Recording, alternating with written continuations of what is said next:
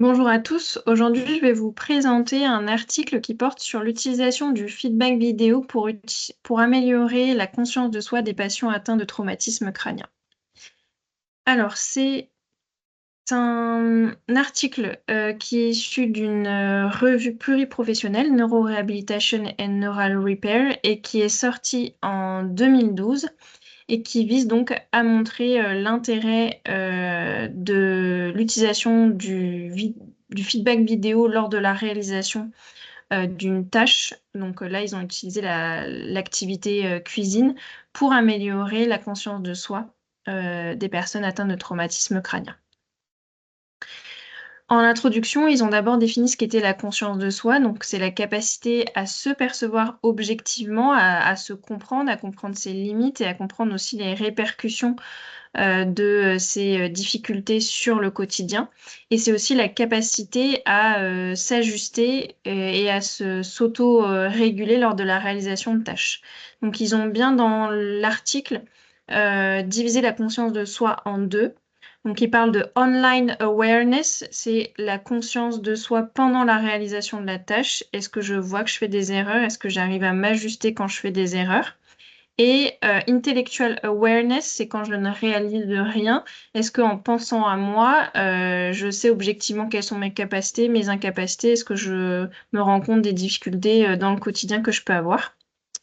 Et donc, dans cette introduction, la revue littérature des chercheurs met en avant que s'il y a une altération de la conscience de soi, alors il y a une répercussion négative sur le niveau d'indépendance et de performance occupationnelle des personnes. Dans l'introduction, ils nous font aussi également un rappel sur le feedback vidéo et le feedback en général. La notion de feedback fait partie de ce qu'on appelle la métacognition. Donc, c'est réfléchir à son propre fonctionnement, justement. La métacognition, elle soutient l'indépendance, justement, dans les tâches complexes. Et le feedback, donc retour d'information, quel que soit le moyen, s'il est verbal ou vidéo, est un élément fondamental de cette métacognition. Il est mis en avant dans la littérature que sur le terrain, la plupart des thérapeutes utilisent un feedback plutôt verbal, mais il existe quand même la vidéo. Sauf que cette revue de littérature de l'article a mis en avant il y a encore peu d'études sur l'utilisation de la vidéo et de son impact.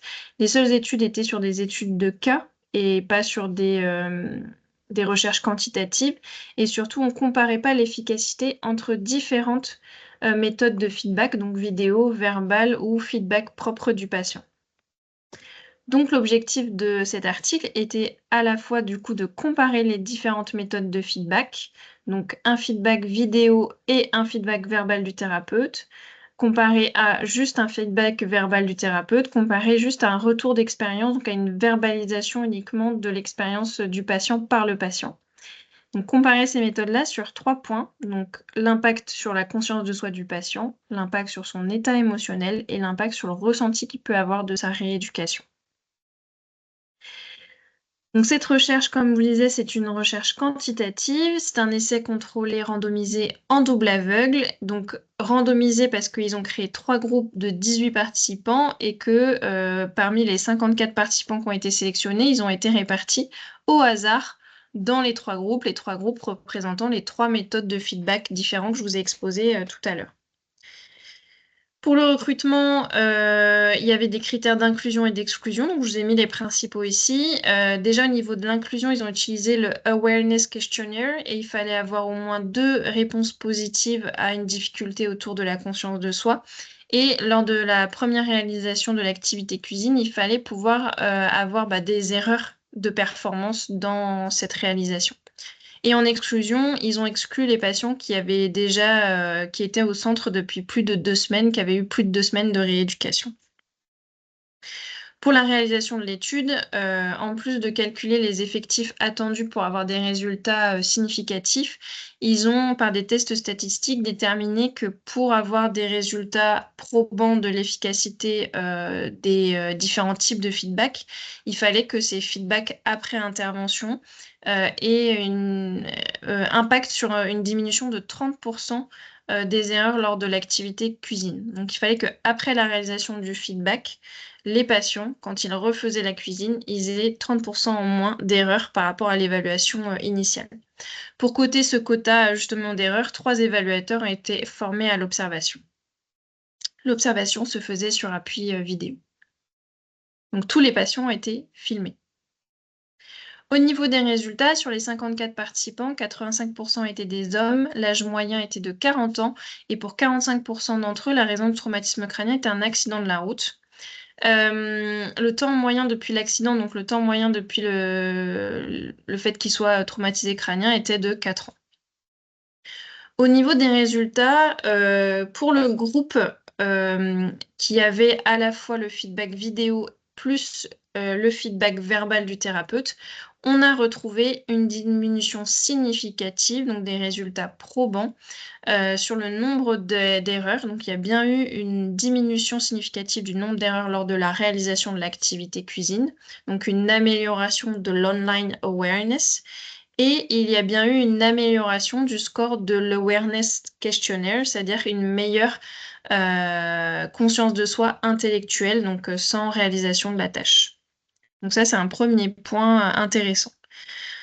Ensuite, quand ils ont comparé cette fois-ci entre les groupes, il est mis en avant que toujours le groupe avec le feedback vidéo plus le feedback verbal du thérapeute avait significativement moins d'erreurs lors de la tâche cuisine et un meilleur score à l'Awareness Questionnaire que les autres groupes. Donc c'est significativement plus efficace que si on faisait au patient qu'un retour verbal ou que le patient faisait juste, lui, un retour de son expérience.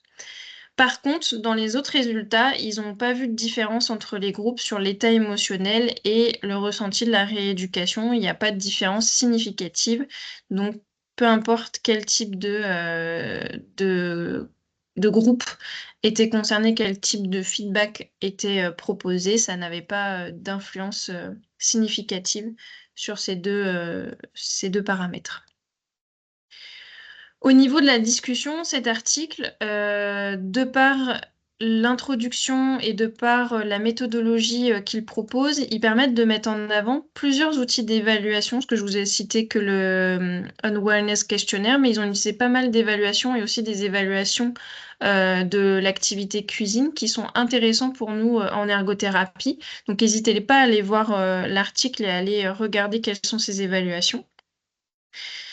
Ils mettent en avant quand même une preuve factuelle et scientifique de l'efficacité du feedback vidéo avec retour du thérapeute, parce qu'on sait que c'est quelque chose qui prend plus de temps pour les thérapeutes et que c'est quelque chose qui peut-être est à justifier pour le mettre en place dans sa pratique.